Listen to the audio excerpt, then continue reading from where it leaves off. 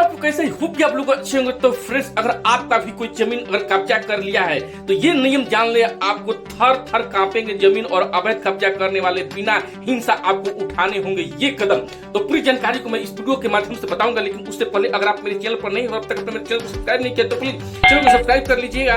तो जमीन और घर पर अवैध कब्जा किया जाना कोई नई बात नहीं है, कोई सालों से ऐसा हो रहा है। हालांकि अब सभी रिकॉर्ड पूरी ऑनलाइन होने के चलते कई राज्यों में यह समस्या समाप्त हो गई, फिर भी आए दिन हमें कहीं ना कहीं अवैध रूप से जो है कब्जे को लेकर झगड़े सुनने को मिलते ही रहते हैं। तो प्रॉपर्टी पर यदि कोई अवैध कब्जा कर लेता है तो उसको झगड़ा करने का कोई मतलब नहीं है। आप चाहे तो बहुत आसानी से तरीके से जो है कब्जा छुड़वा सकते हैं। इस मामले में सरकारी तंत्र खुद मदद करता है, परंतु बहुत सारे लोग को इसके बारे में पूरी जानकारी नहीं होती है। यदि आप इसको जान ले तो आप खुद भी अब ऐसी मुसीबत से नहीं फंसेंगे और दूसरे को भी इससे हमले से बचा सकेंगे। तो बता दें कि इस वीडियो के माध्यम से तो आपराधिक और सिविल दोनों तरह के मुकदमे दर्ज करने का विकल्प है इसमें। तो आईपीसी की धारा 420 यह काफी चर्चित धारा है। इसका इस्तेमाल मुख्य रूप से धोखाधड़ी के अनेक मामलों में किया जाता है। अगर किसी व्यक्ति को बल प्रयोग उसकी संपत्ति से हटाया गया तो यह कानून इस्तेमाल लाया जा सकता है और किसी भी पीड़ित को सबसे पहले इसे इस्तेमाल में लाना चाहिए। आईपीसी की धारा 406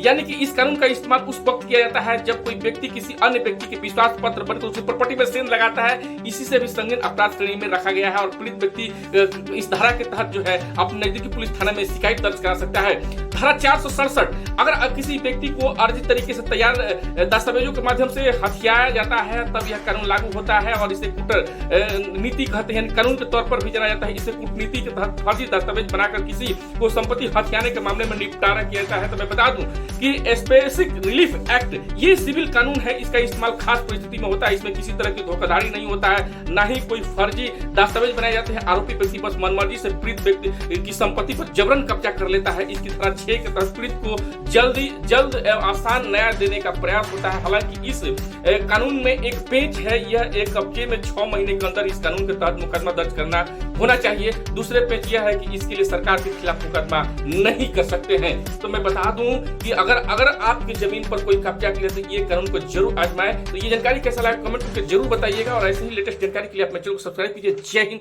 जय बिहार।